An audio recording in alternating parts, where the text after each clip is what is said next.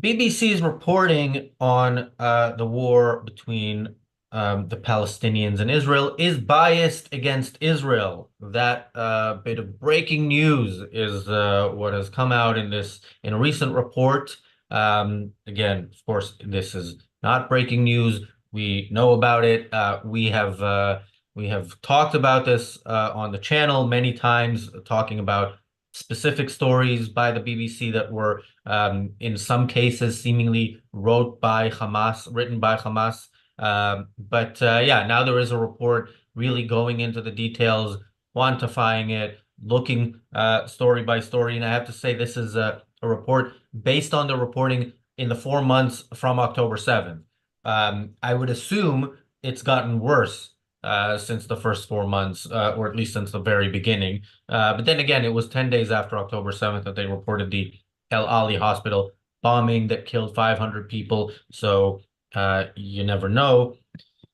Welcome to the reality show. I'm joined by Marco and Richard. I am going to be reading this article from the Telegraph that for some reason isn't opening on my laptop, so I will be looking at my phone, and we will be pausing and talking about it and generally about the BBC's coverage. The headline is BBC breaches guidelines 1,500 times over Israel-Hamas war, which I have to say is surprisingly low. This is actually, in a sense, a pro BBC report, because I would have thought it's more than that. Coverage was heavily biased against Israel. Report into corporations output finds.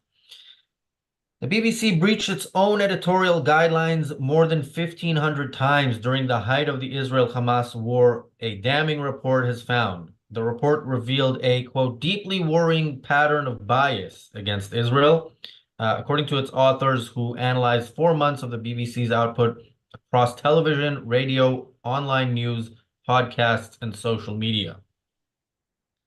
The research, led by British lawyer Trevor Asserson, also found that Israel was associated with genocide more than 14 times more than Hamas in the corporation's coverage of the conflict. Maybe we should pause there because that's interesting. I mean, Hamas makes no secret of their desire to exterminate all the Jews, and they did as much as they could, which, granted, percentage-wise is not a great achievement, but was there the crowning achievement, or the biggest moment of the Palestinian movement, which was October 7th. Israel, again, if it wanted to kill all the Palestinians, I I have questions whether that would qualify under the definition of genocide if it did that in the act of war, in as part of a war. But again, it's kind of difficult, if you look at the definition of genocide, to say that that is what Israel is doing, considering the Palestinian population has grown over the past few decades, and that Israel, even in the BBC's coverage, you will find how Israel goes out of its way to try to avoid civilian casualties on the other side, sometimes not as successfully as Hamas goes out of its way to ensure civilian casualties on the Palestinian side by hiding their top commanders among civilians. Marco. Yeah, I mean, the news is terrible. The findings of this report is really, really scary. Should we declare Nakba about it? Because we really can't cope with this kind of, my God, the BBC is lying. The BBC is reporting Hamas side. Wow. All you need to do is to watch it for, well, we don't even actually watch it. We can work it out just reading the headlines on the website. But yeah, this was a data analysis by lawyers and data analysts over a body of work, if you can call it that, of 9 million words vomited out by the BBC in the last year or so, or actually less than that, I think. And anyway, in more than 1,500 occasions, I think it's 1,553 or something like that. Effectively, the BBC has broken its own internal guidance, which is its own internal law on how to be impartial when you report news. And of course, lots of these came from the Arabic branch of the BBC. Um, why am I pointing this one out? Well, because we know that the Arabic side is never really pro-Israel. Just look at the history of it, you know. So yeah, the BBC is doing what the BBC does. The only problem then when they do that, they actually use my money. Well, not my money because I don't pay for it, but they take taxation anyway. So yeah, they use my money as well in a way. They use taxpayer funds. They call it a TV license, but it's actually a tax, and it's used in order to run propaganda for the left. BBC is notoriously leaning on the left. So that comes with the territory. If you push the left, you're gonna have also the union side, and you're gonna have the Corbyn side, and with it comes all the kind of anti-Semitic crap that they've been producing. Yeah, it's really not shocking news, is it? And of course, we could make a box set from this channel of the number of times that we've done BBC episodes where we expose their bias, and that would be sufficient to submit to a court, I would think, for making the case. What's interesting about this particular methodology of doing it is it also used AI to analyze all those 9 million words, and to look at the prominence of certain terms, and to be able to really dig into it across a vast swathe of material across all of their various platforms. Now that provides additional empirical evidence to back up what is really completely apparent to anybody who spends any time watching it.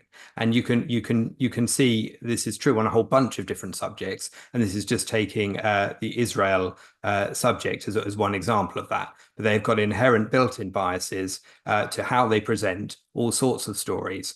It need not be an approved editorial line as such. It is just that all the journalists and editors and all the various layers within it all think the same way, and therefore the output is distorted in such a way. And the irony is, of course, this is the same organization that's always talking about confirmation bias, and those kind of things, and claiming it everywhere and seeing it nowhere within itself.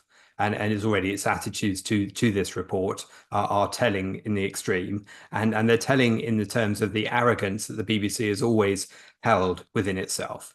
It knows it's untouchable.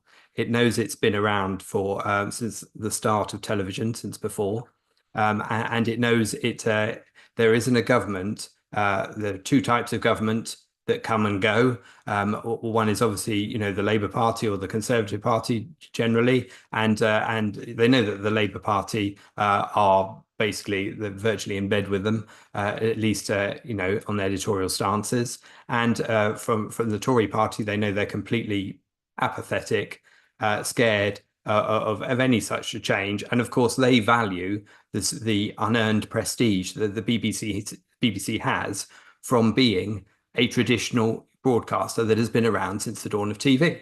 So they look at the BBC as an institution which must be preserved. And as Conservatives, they want to preserve what it once was rather than what it's become. And that means that neither side will, ever threaten it.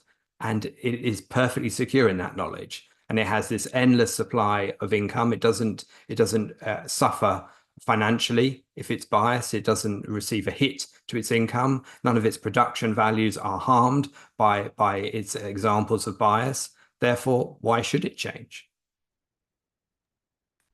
Yeah, and that's the thing. I mean, news organizations have biases. I think pretty much all of them. But the BBC is a government entity that doesn't have to have a market. And again, there is a market for pro-Hamas, unfortunately, for pro-Hamas coverage, but they are doing this at the expense of people who, at least in some cases, do not want to support that. And that's why when they talk about the BBC's guidelines, some of these guidelines, it's very much a government thing. They're supposed to be unbiased, and which is really shocking when you watch their coverage, look at the numbers in this report, and see again how far away it's not just that they brought on a few more pro-Hamas people than pro-Israel, but anyway, let's continue with the Telegraph article. On Saturday, Danny Cohen, a former BBC executive, warned that there was now an, quote, institutional crisis at the national broadcaster and called for an independent inquiry into its coverage of the Israel-Hamas war. Two leading Jewish groups, the Campaign Against Antisemitism and the National Jewish Assembly, added their voices to calls for an independent review, while Lord Austin, a former Labour minister, accused the BBC of, quote, high-handed arrogance for continually dismissing questions over its impartiality. The Asserson report analyzed the BBC's coverage during a 4-month period beginning October 7th, 2023, the day Hamas carried out a brutal massacre in southern Israel, killing around 1,200 people and taking another 251 into Gaza as hostages. A team of around 20 lawyers and 20 data scientists contributed to the research, which used artificial intelligence to analyze 9 million words of BBC output. Researchers identified a total of 1,553 breaches of the BBC's editorial guidelines, which included impartiality, accuracy, editorial values, and public interest. Quote, the findings reveal a deeply worrying pattern of bias and multiple breaches by the BBC of its own editorial guidelines on impartiality, fairness, and establishing the truth, the report said. Yeah, Marco. Well, what more can you add? I mean, you don't need an AI to, as I said earlier on, to work out what the BBC is up to. It's quite obvious. Take, for example, today's article, the stuff you were talking about on the TDO earlier on. It's about the bombing of the humanitarian area. This morning, I saw the website. It said 40 people died according to Hamas. Well, first of all, every time I see according to Hamas, you know it's a lie. We know Hamas lies because Hamas is a bunch of murderers, genocidal bastards who don't really care about anybody's life, not even their own people. So, first of all, you don't take it seriously.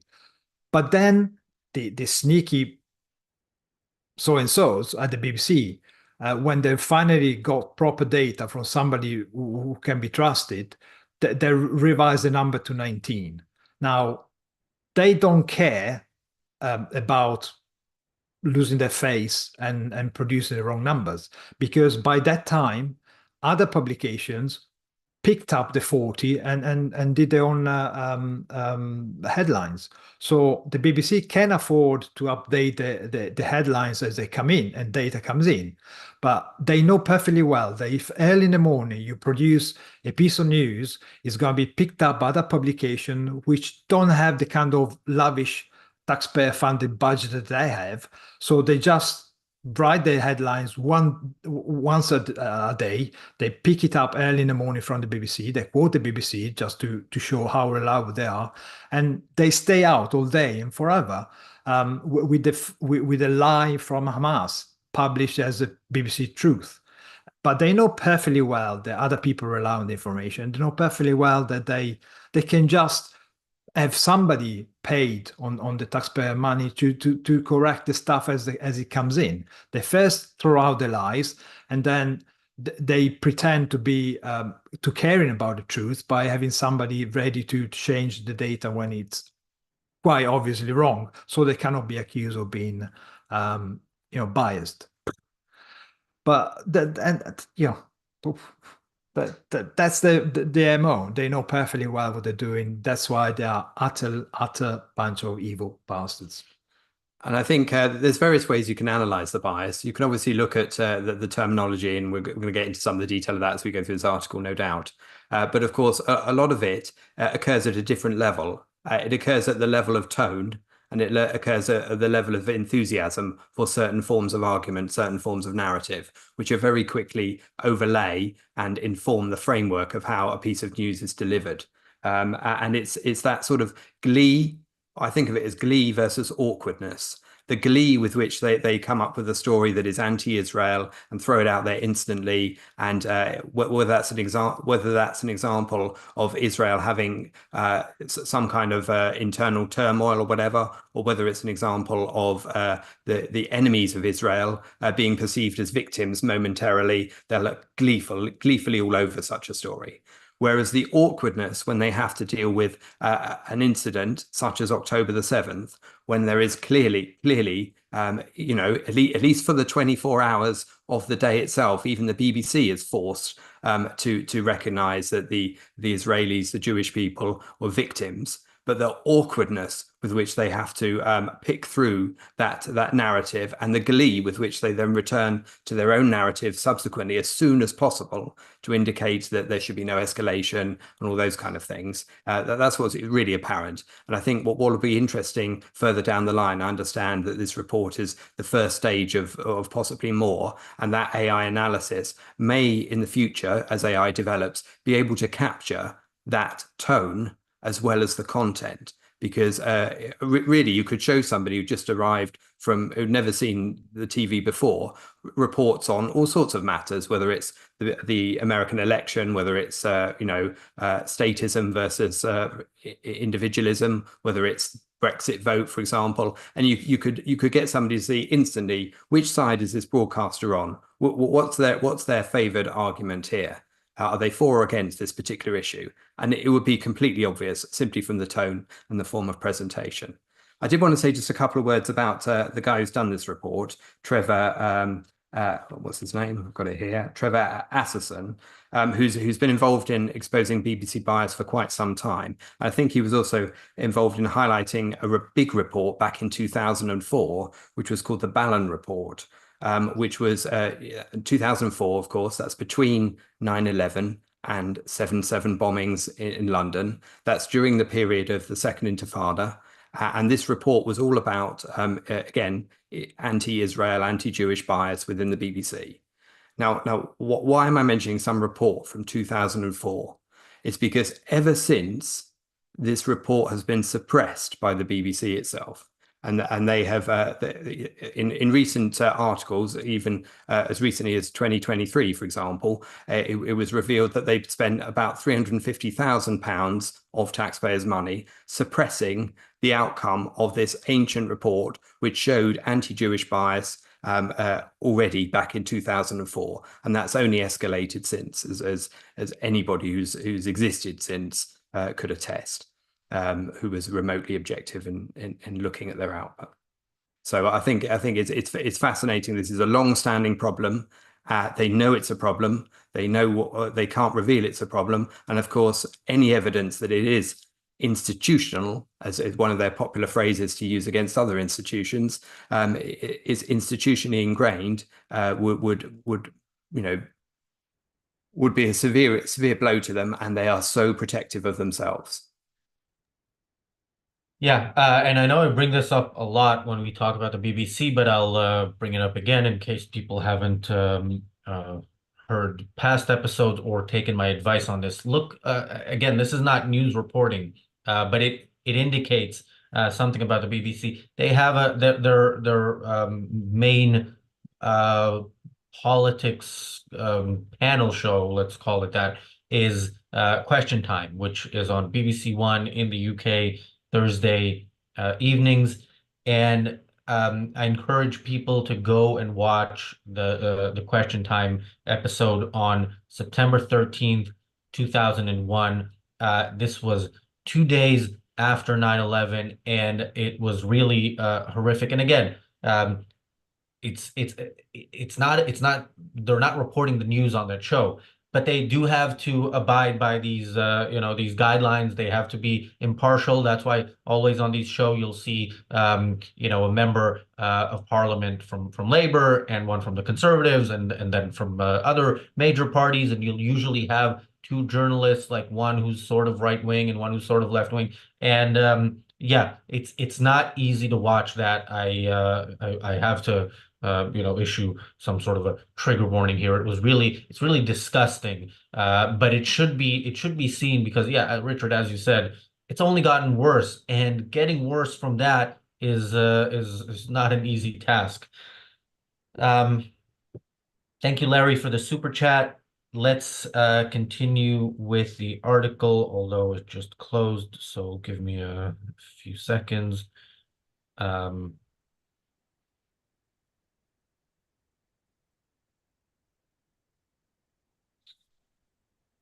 Right. So the article continues. It also found that the BBC repeatedly downplayed Hamas terrorism while presenting Israel as a militaristic and aggressive nation. It claimed that some journalists used by the BBC in its coverage of the Israel-Gaza conflict have previously shown sympathy for Hamas and even celebrated its acts of terror. The report claims that a number of BBC reporters have shown extreme hostility to Israel, including BBC Arabic contributor Mayasa Abdul Khalek, who is said to have called for, quote, death to Israel and defended a journalist who tweeted, quote, Sir Hitler, rise, there are a few people that need to be burned. Um, it also accuses Marie Jose Al-Azi, a Lebanese reporter, of being anti-Israel after she reportedly described the country as a, quote, terrorist apartheid state in a post that was subsequently deleted.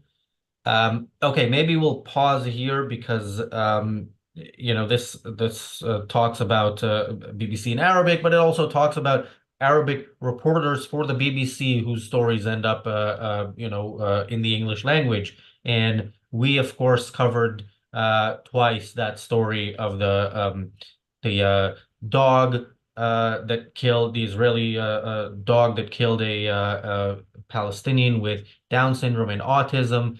And we reported it the first time when it came out, and we covered it. We covered it in the reality show when we went through that story, mostly to show how just bad journalism it is. How it seemed very, very much like more questions arise from reading that article about the people who wrote it and decided to publish it, than about Israel's actions. And of course, a week and a half later, after somebody else had done some serious investigative journalism and looked into that story, it came out that this was a terrorist family with, for example, one of the stories was that the mother of this child was a widow. It didn't tell the world that her husband was buried in a Hamas flag. It reported basically the so-called facts from her, from the mother, the terrorist wife. And so yeah, a lot of this we knew about the reporting. The reporting from Gaza is they're heavily relying on locals, and locals do not become local journalists unless Hamas says it's okay. Marco. Yeah, as we found out a number of times, but some of the hostages were held by a doctor, by journalists. So, it's nothing new there again. But if you choose not to see the truth, well, you're lost, aren't you? And yes, the story of the IDF Islamophobic dog was reported as the truth, wasn't it? And the BBC did they bother apologizing? Because they've been apologizing for so many events, so many things that they've been doing. Recently, a famous news broadcaster was kicked out because it turned out he was a sexual predator.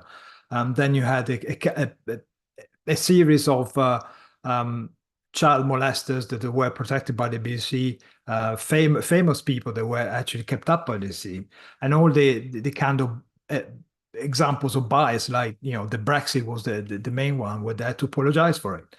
But taking just the our Arabic channel and the great contribution from the Arabic journalists, they had people who praised October 7th, people who called Hamas activity a resistance activity. They go and interview people who turn out they actually just stabbed a Jewish neighbor, but they don't mention that. And they have all this kind of stuff, this kind of bias from the very people who are supposed to produce and propagate the news in the channel, which totally destroys any belief of impartiality from the BBC itself. The BBC, again, the BBC World Service, the Arabic side, has had a number of problems with people who were tweeting pro-Hamas or pro-Iranian stuff.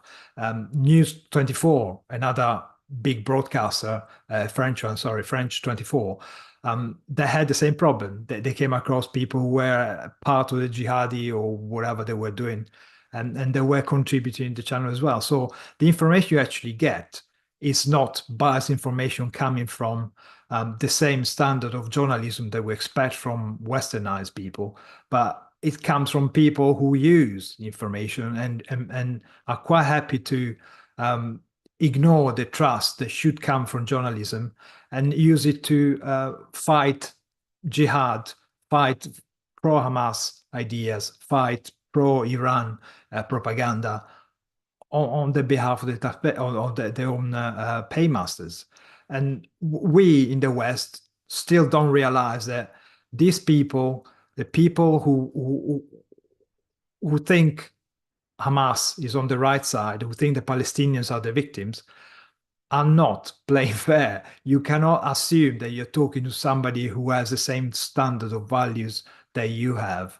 They lie, they cheat, and they will exploit every single piece of altruism, every single weakness that we show to them in order to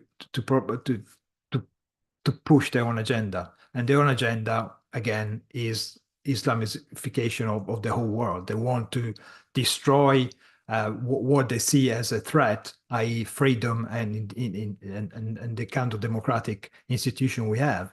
And they want to turn them into Middle Ages institution where the priest is in charge.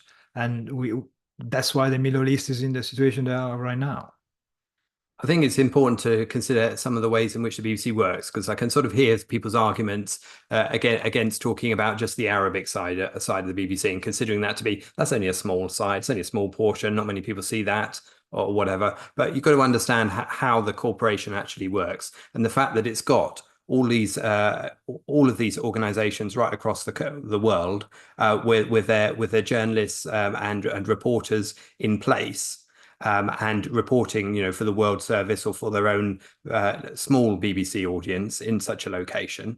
But they also have the top level of journalists, and I'm tempted to put inverted commas around them, people like Jeremy Bowen or Lise Doucette or whatever, who get dispatched to a location to cover a story. And where do they get their background from? They get their background, partly background information and all their leads as to who to talk to, etc., from liaising with all of those reporters and journalists from the small section of the BBC in the location to which they go. So who they're going to speak to, what they're going to be shown.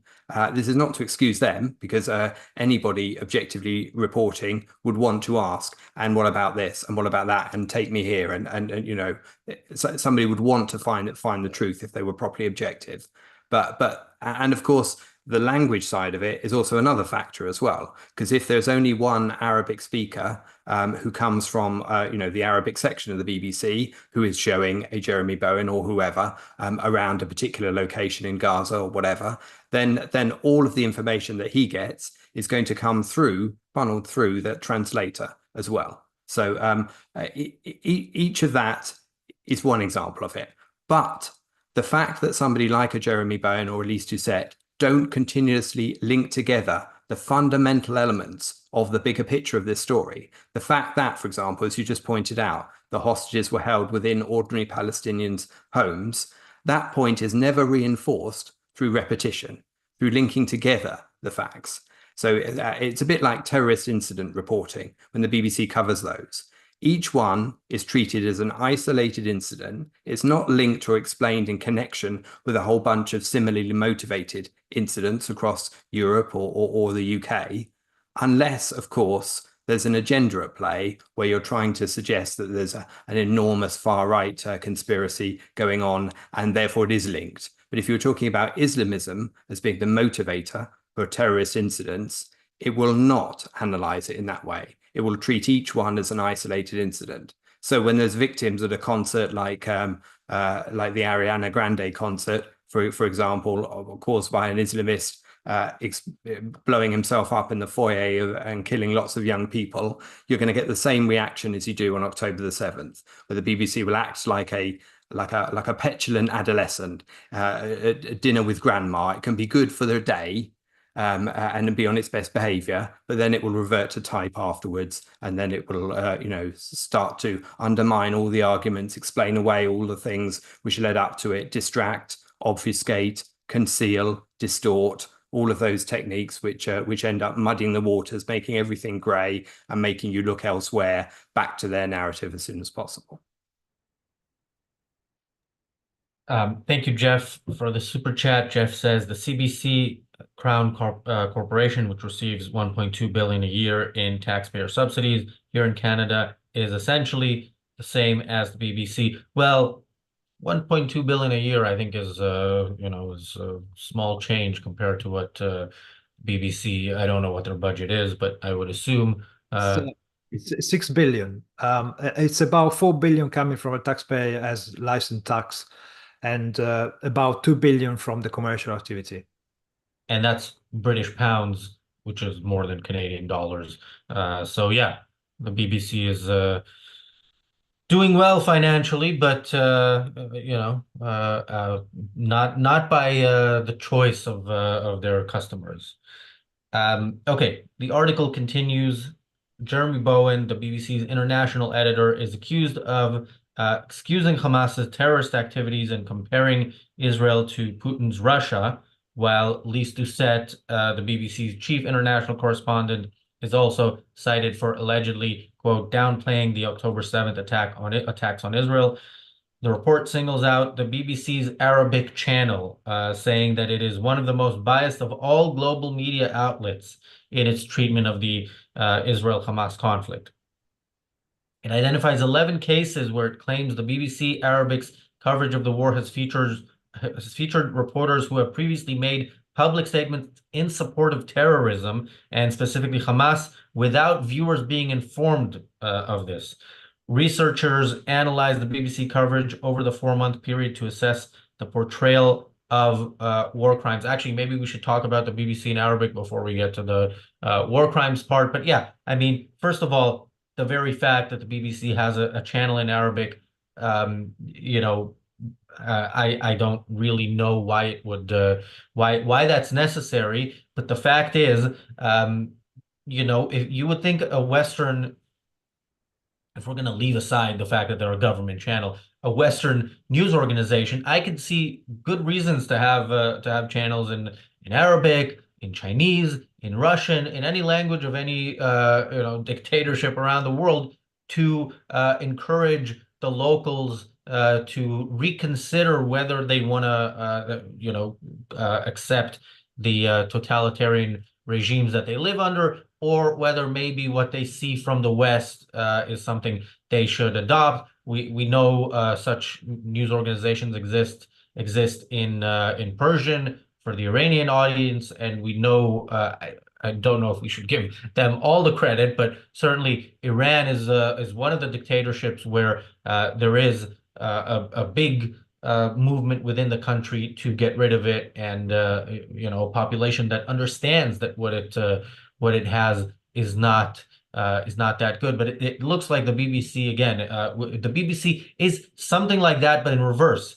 Because here in the West, it tells us why we are evil and why those totalitarian regimes are good, and then apparently it does the same in their language to them and tells them, yeah, sorry, you're the good guys, and we're the bad guys. Marco. Which is ironic, isn't it? Because the BBC is the first one to hate civilization, the first one to hate Britain as such, despite having British in the name of the institution. Because after you finish the Newsnight clip on YouTube, go and look up Naga Manchetti and Charlie State laughing at a minister of the government for having a big British flag behind him, a Union Jack.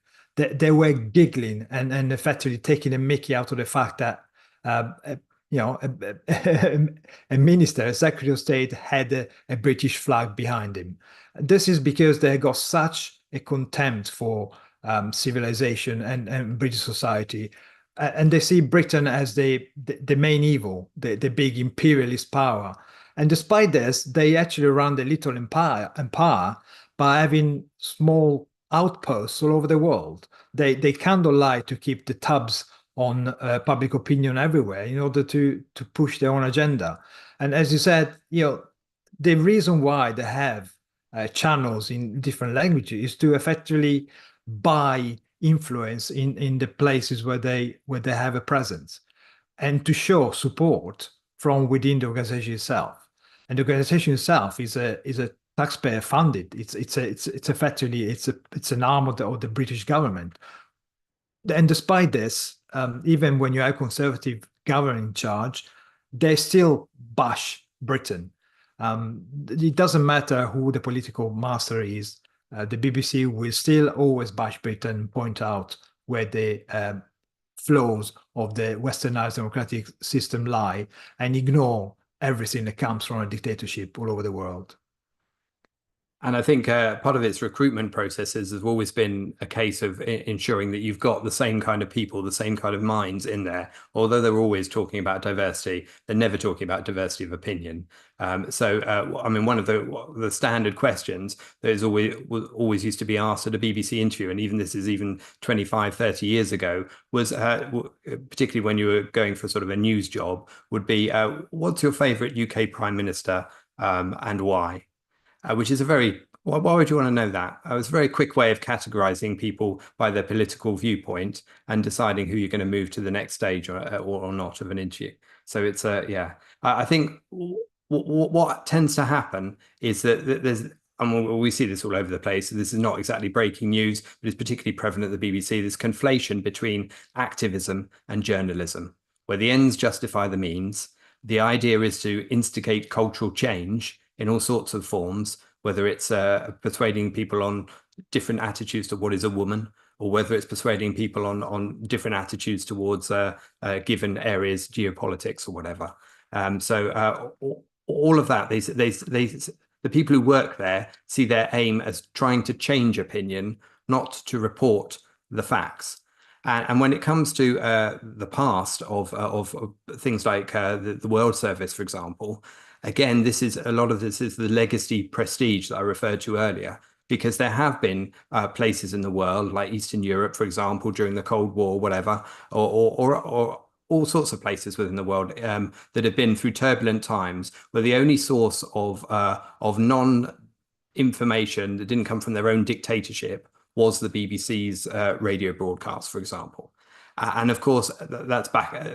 So that gives them a long-standing legitimacy, which they no longer have, because now, of course, people get their news sources from all over the place, and now that intent has changed anyway and become much more of the dirty embedded attitude, which tries to make everybody the same, thinks of the world as being one global world, and if we can drag down the successful countries, make everybody grey, we can excuse the worst countries and make it all one planet of just humanity, where there's no distinction between one human and the next, regardless of their volition and their actions. Then that's what they'll try and do. That sort of underlies the philosophy behind what they're working towards, really, whether they know it or not. Bonnie asks in the chat, do Brits see similarities between the NHS and the BBC and understand why they can't work?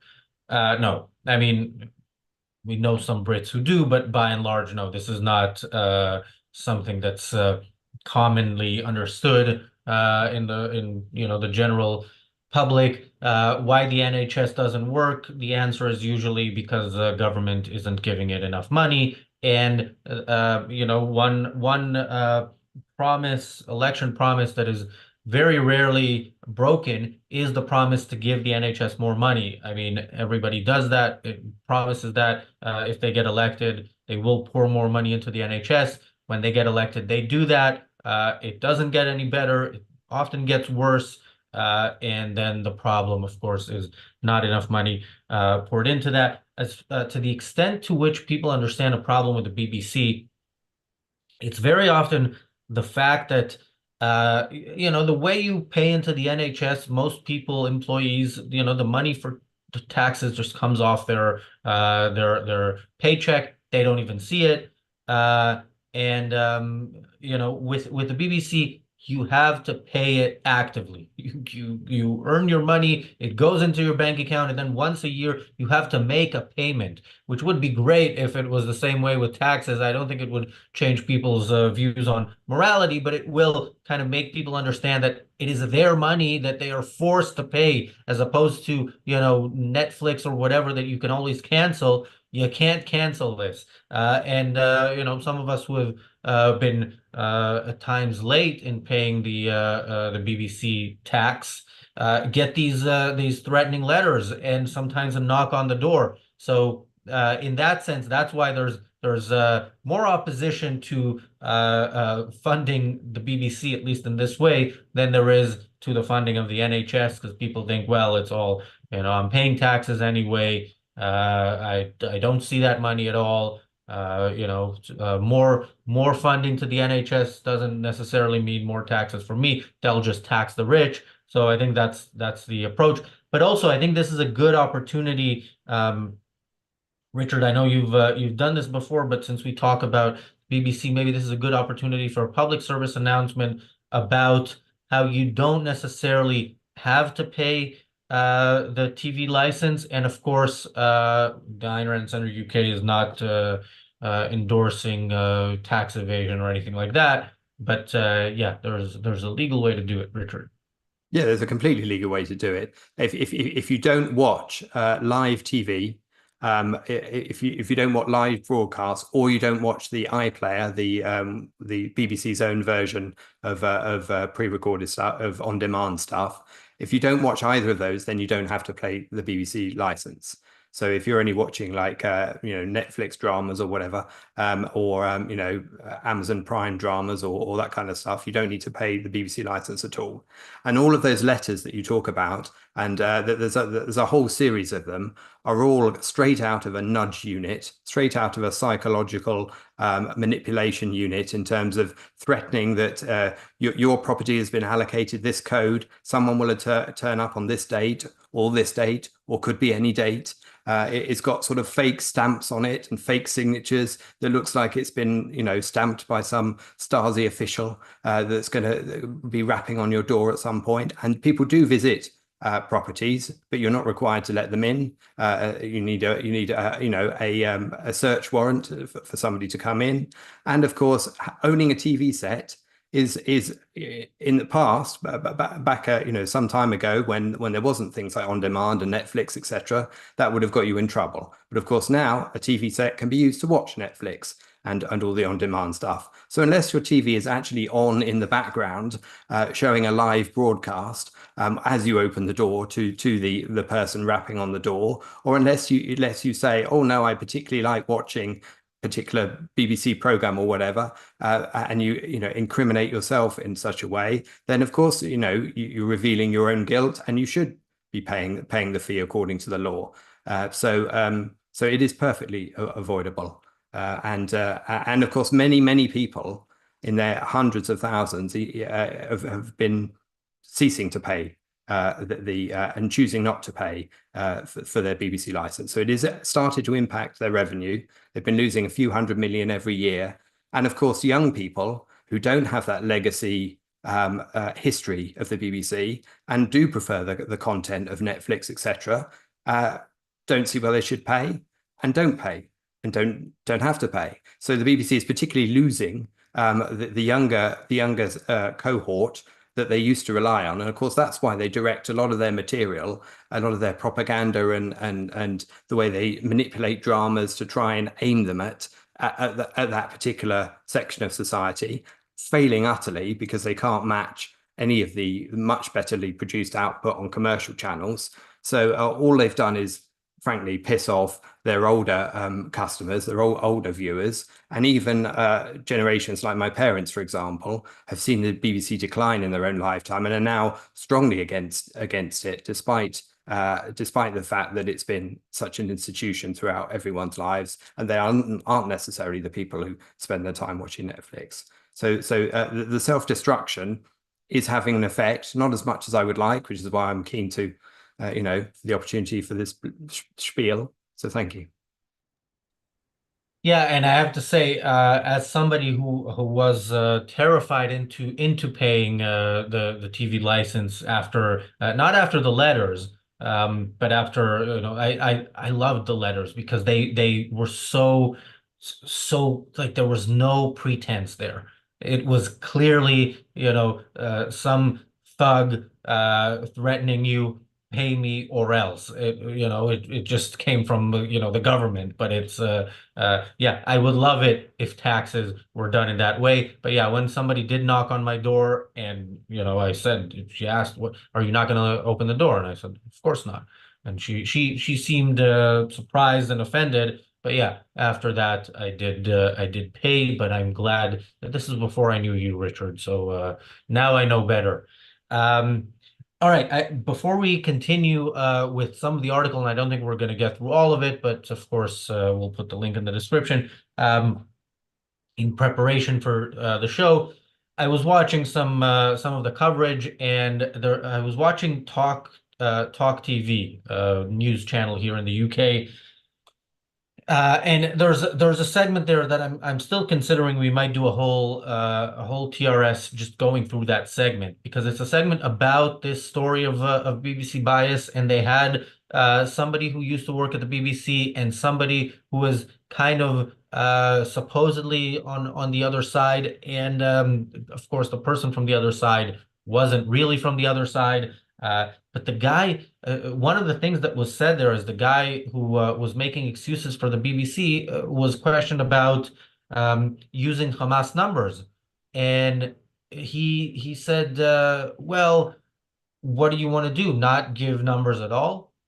Which was pretty telling on how these people think. Yeah, if you do not know the facts of a matter, you do not give whatever crap somebody you know is a liar is telling you. You can say, we don't know this. We can't report this. Presumably people are dying. We don't know. We don't know the numbers. That is the honest answer. But the idea of honesty for somebody who spent years working for the BBC is just such an alien idea that it didn't even occur to him. And of course, he wasn't challenged on it on Talk TV, which was disappointing as well. All right, let's continue with the article. Um, so yeah, researchers analyzed the BBC coverage over the 4-month period to assess the portrayal of war crimes. And this quotes the report. Hamas members filmed and publicized themselves committing acts which appear to constitute war crimes, the report said, including the taking of hostages, willful killing or murder, torture, or inhuman treatment, and rape or sexual violence. But despite this,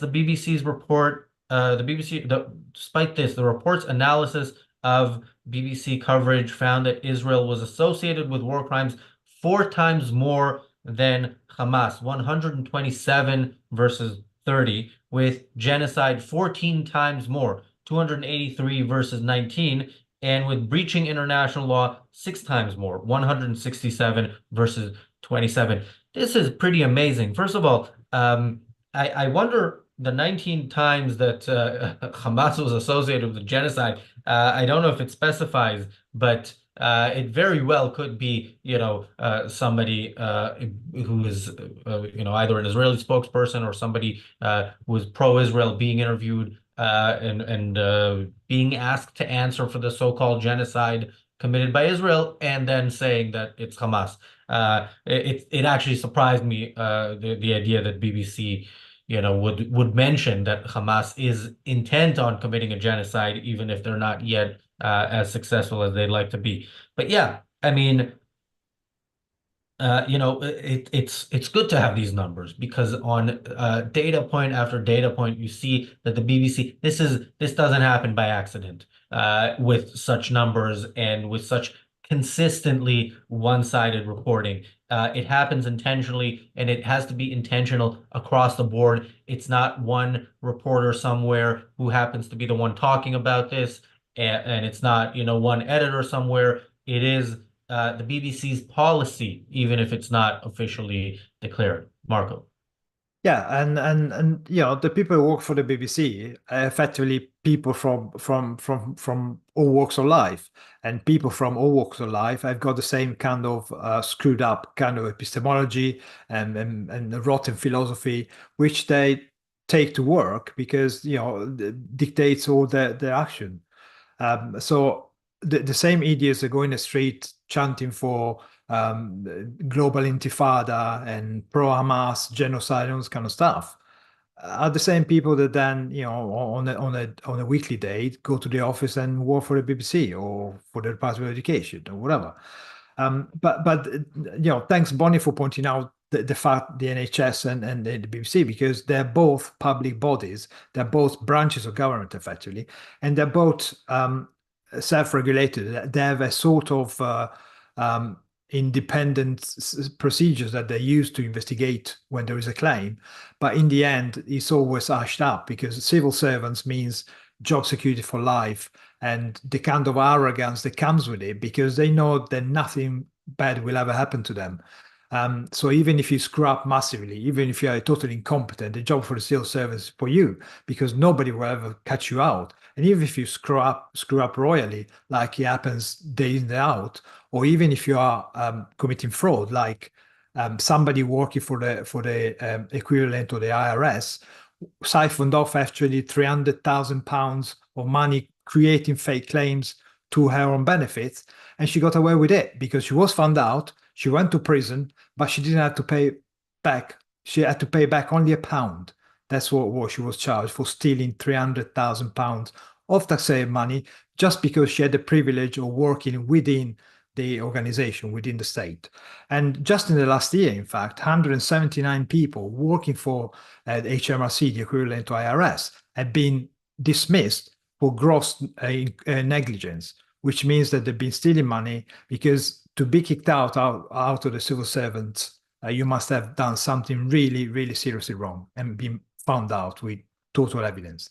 But going back to the BBC, what are they going to do with this report? Well, again, the arrogance of the institution that knows it's untouchable. A spokesman from the article, a spokesman for the corporation, added that it had serious questions about the report's methodology. Now, if you're familiar with the BBC output, in the 80s there was a series of a comedy series, which it's actually a documentary if you know the civil servants. And in it, one of the people, the chief civil servant, You're talking about Yes Minister, Yes Prime Minister, that's the series. Humphrey Appleby, had a theory at 3 stages that you can use to discredit a report. The first stage is the invoke public interest. The third stage is effectively what's it called? It's undermined the recommendation. But the second stage, which the character actually says can be invoked, can be used without even reading a report, is called the discredit the evidence stage. And what you do, you start mentioning things that or the report leaves important questions and answers, much of the evidence is inconclusive, the figures are open to other interpretations. So the BBC actually spits in the face of the public, totally takes the mickey, totally reverse reality and fiction and comedy by reciting the lines of comedy that they were spewing out a few years ago, only a few decades ago, and they use them like their own policy. So the report is not to be, they will take into account, but raises serious questions. It's like you couldn't make up the stuff. We come full circle, really. Well, one of the often arguments that's trotted out in defense of the BBC is the fact that it gets criticism from the left, it gets criticism from the right, therefore it must be doing something right because it gets criticism from all sides. Now, this kind of report we're looking at here, where we get criticism from our Arabic reporters saying we're too kind to Israel. We get criticism from the Jewish lobby saying that we're too harsh on Israel. We get it from both sides, therefore we must be impartial. But what this kind of analysis does is it really produces as I said, the empirical evidence which exposes that. It shows the quantity and the extent to which bias is endemic in their reporting. And that is important for countering that argument, because it's like comparing a couple of instances of shoplifting with lots of instances of people being stabbed and saying, well, crime happens here, crime happens there, it's the same thing. But you need to know the details of what it is. You need to know the weightings of what it is, the context of what it is, for God's sake, in order to understand what you're looking at and to be able to make that claim. And of course, that's just a fudge that relies on the laziness of the listener, that just accepts, A is the same as B and is not weighted in any way, and therefore, we're perfectly fine. We're perfectly impartial, which is patent nonsense. Before we wrap up, Ashley Shrugged asks, what is taking the Mickey? Richard, you're British. Do you want to... Taking the Mickey, taking the piss, which is probably not helpful if you're not British. It is mocking. It is humiliating through mockery. I would sum that up as. Yeah, we provide lessons in British slang as well as unmatched commentary on the war and the reporting of the war. The Atlas Shrugged Book Club starts in a couple of minutes. We are scheduled to stream to premiere the interview that James Valiant did with Leonard Peikoff a couple of days ago. We're scheduled to do that in an hour. It is still not 100% certain that we will. Hopefully, we won't have to postpone it again. We might have to. If we do have to postpone it again, we'll do it. We'll air it as soon as we possibly can. Maybe even later today. If not, then sometime tomorrow. Keep a close eye on the channel. Make sure you have notifications for that particular video on, so that you get a notification when it's about to air. This is beyond our control, but it's a great interview. So yeah, hopefully it will premiere in an hour. Yeah, thanks guys for joining. Thanks everybody for watching, and we'll see you back here tomorrow with the Daily Objective and the reality show. The Daily Objective is about where we've come from 9/11, which the anniversary of which is tomorrow, and October 7th, and where we are today. The reality show will be a recap of tonight's debate between Donald Trump and Kamala Harris, which unfortunately means some of us are going to have to watch it. All right, I'm going to go calm myself down preemptively to the extent that I can, and we'll see you all tomorrow and in a minute in the Atlas Shrugged Book Club. Bye.